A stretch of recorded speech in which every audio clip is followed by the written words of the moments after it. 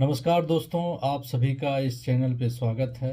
और आप सभी जितने भी कैंडिडेट्स हैं जो बीपीएससी अध्यापक परीक्षा 2024 टीआरई 3 के जो सभी परीक्षार्थी हैं जो कल इस एग्ज़ाम को देने जा रहे हैं, सबसे पहले हमारी पूरी टीम की ओर से आप सभी को सफलता के लिए ढेर सारी शुभकामनाएं।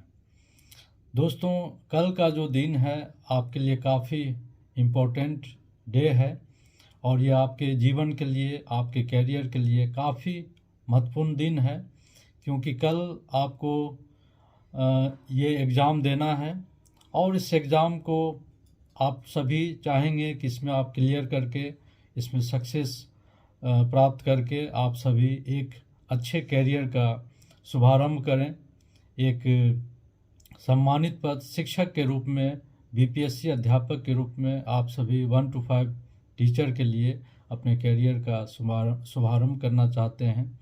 दोस्तों, इस एग्ज़ाम में बैठने से पूर्व आपको किन किन बातों का ध्यान रखनी चाहिए और इस एग्ज़ाम में आपको विशेष किस प्रकार से इस एग्ज़ाम को आप देंगे, इसके लिए मैं कुछ आप लोगों के बीच एक अच्छी रणनीति और टिप्स लेकर आया हूं और मुझे उम्मीद है कि ये सभी आप लोगों के लिए काफ़ी उपयोगी साबित होगा। सबसे पहले दोस्तों, आप सभी जो आपका एडमिट कार्ड है, प्रवेश पत्र है, उसके इंस्ट्रक्शंस को पूरी तरह से आप लोग सीरियसली पढ़ लें और समझ लें कि आपको क्या करना है, क्या नहीं करना है। और इंस्ट्रक्शन जो आपको मिला है उसका 100% आप उसको फॉलो अप करें।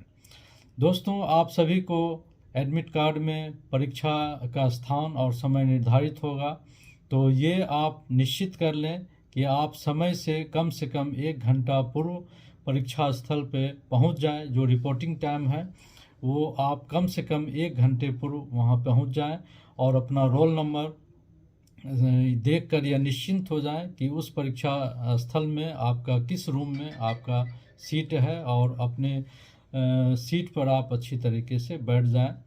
और समय पर पहुंचना काफ़ी महत्वपूर्ण है, क्योंकि आप सभी जानते हैं इसी तरह आप शेड्यूल बनाकर आप कितने बजे अपने घर से निकलकर ये परीक्षा स्थल पर पहुंचे, ये पहले आप डिसाइड कर लें कि जो रिपोर्टिंग टाइम है उससे 1 घंटा पूर्व आप लोग पहुंच जाएं। दूसरा है दोस्तों, जब आप परीक्षा सेंटर पे पहुंच जाते हैं, अपने सीट पर रोल नंबर मिलाकर अपने सीट पर ही बैठकर इत्मीनान हो जाए, 5-10 मिनट आप रिलैक्स हो जाएं। और जब प्रश्न पत्र या उत्तर पुस्तिका आपको मिले तो सबसे पहले आपको अपने संबंधित जो भी विवरणी है, जो डिटेल्स हैं, उनको आप अच्छे से लिख लें और गोलों को भर लें, जिससे कि रोल नंबर, नाम और सेंटर नाम, आपने अपना कैटेगरी, ये सभी आप अच्छे तरीके से उसमें प्रविष्टियों को भर लें। उसके बाद जब आपको प्रश्न पत्र मिलता है दोस्तों, तो आप समय का ख्याल रखें कि आपके पास कितना समय है और आपको समय से पूर्व सारे प्रश्नों को हल कर लेना है। आप जितने भी 1 to 5 अध्यापक परीक्षा के लिए आप लोग सभी कैंडिडेट हैं, आपको पता है कि आपका सिलेबस क्या है और इतने दिन आप लोग जो तैयारी कर रहे हैं उसमें अधिक से अधिक आप सही प्रश्नों को हल करें। ये आपकी अल्टीमेटली आपका ये टारगेट होना चाहिए और इसे आपको फुलफिल करना चाहिए। तो सबसे पहले जब आपको प्रश्न पत्र आए तो इत्मीनान से आप उस प्रश्न पत्रों को लेकर इत्मीनान से सरसरी निगाह से एक झलक आप देख लें। सबसे पहले जो 1 to 5 के लिए है वो आपका पार्ट 1 में भाषा, लैंग्वेज होगा, जिसमें हिंदी और इंग्लिश 2 पार्ट में आपको प्रश्न मिलेंगे दोस्तों। तो मेरा यह विचार है कि जो आपको समय मिला है उस समय को आप चूँकि भाषा आपका क्वालिफाइंग मार्क्स होना बहुत ज़रूरी है, तो कम से कम आप उसको कम से कम समय में उसको हल कर लें।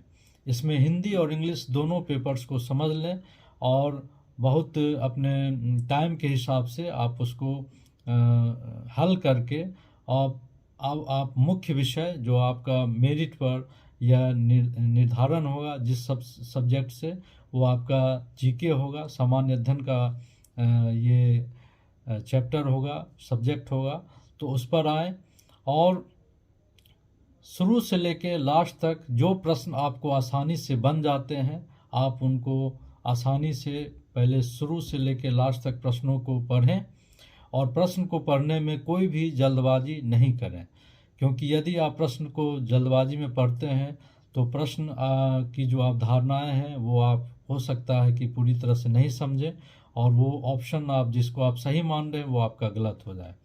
तो प्रश्न को पूरी अच्छी तरीके से पढ़ें, समझें, एक एक प्रश्न को आप समझकर ही हल करें और जो ऑप्शन मिला है, जो 4 ऑप्शन मिला है, उसमें कौन सा ऑप्शन सही है उसको चारों ऑप्शन को पढ़ने के बाद, समझने के बाद उस सही ऑप्शन को आप उसको अंकित करें और उसका OMR में उसको गोला करें। दोस्तों, बहुत सारे परीक्षार्थी करते क्या हैं कि वो जल्दबाजी में प्रश्न को पढ़ते हैं और पूरी प्रश्न को पढ़ने के साथ ही नहीं पढ़ने के साथ ही वो चारों ऑप्शन को नहीं पढ़ के किसी ऐसे ऑप्शन को उन्हें लगता है कि सही होगा, लेकिन बाद में ये सही नहीं रहता है, जिससे कि आपका एक महत्वपूर्ण अंक जो है वो आपको वो बेकार में चला जाता है और ये आपके मेरिट के लिए काफ़ी खेदजनक होती है। दोस्तों, तो इस बात का ध्यान रहे कि पहले जो प्रश्न आपको आते हैं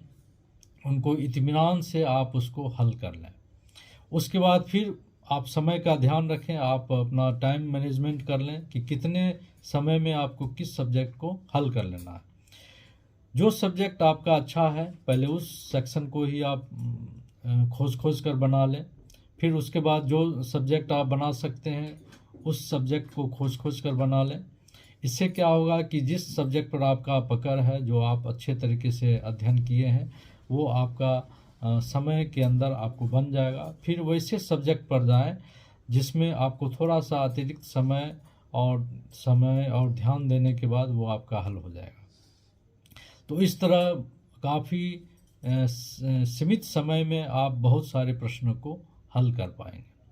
और यह सदैव ध्यान रहे दोस्तों कि कोई भी कठिन प्रश्न को देखकर हड़बड़ाएं नहीं, ना ही घबराएं और ना ही डरें। उस प्रश्न को भी हल करने के लिए आप अपने स्मरण शक्ति का उपयोग करें। आप जो अध्ययन किए हैं उसके आधार पर जो आपको ऑप्शन मिला है उस ऑप्शन का तुलनात्मक आप अध्ययन करते हुए किसी सही ऑप्शन को जो आपको लगे उसको गोला करें। क्योंकि इस परीक्षा में निगेटिव मार्किंग नहीं है, इसलिए यह आपके लिए बेनिफिशियल है कि आप हर एक प्रश्न को देखकर समझकर हल करें।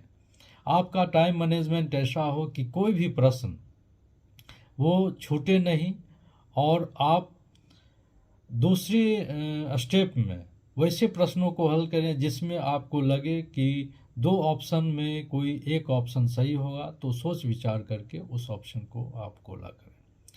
लास्ट में दोस्तों एक ऐसा समय आएगा या प्रश्न ऐसे होंगे जिनमें चारों ऑप्शन में आपको लगेगा कि कौन सा ऑप्शन सही होगा, ये इसका आप फिक्स नहीं कर पाते हैं दोस्तों।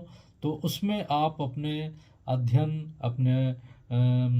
अपने दृष्टिकोण से आप हर एक ऑप्शन को ध्यान में रखते हुए सोचिए कि जो प्रश्न पूछा जा रहा है उसमें कौन सा ऑप्शन आपको सही लग सकता है। तो लास्ट में जो ऑप्शन आपको सबसे नियरेस्ट लगे कि इसका प्रश्न ये आंसर हो सकता है, तो आप उसको हल करें। पूरी समय अवधि में आपको रिलैक्स होकर बिना हड़बड़ाहट के और अपनी मानसिक स्थिति को स्थिर रखना है। सिर्फ आपका टारगेट प्रश्नों को समझने में और उसको हल करने में लगाना होगा। टाइम मैनेजमेंट करना होगा कि कोई प्रश्न आपको छूटे नहीं। एट लास्ट आप अपने सीमित समय में हर एक प्रश्नों को हल करेंगे और निश्चित रूप से इस एग्ज़ाम में आप सफलता प्राप्त करेंगे। दोस्तों, कल के लिए आपका एग्ज़ाम काफ़ी अच्छा जाए, आप इस एग्ज़ाम को सफल करें। हमारी पूरी टीम से आपको लास्ट में ढेर सारी शुभकामनाएं और नेक्स्ट वीडियो लेकर मैं फिर आपके सामने उपस्थित होऊंगा। धन्यवाद।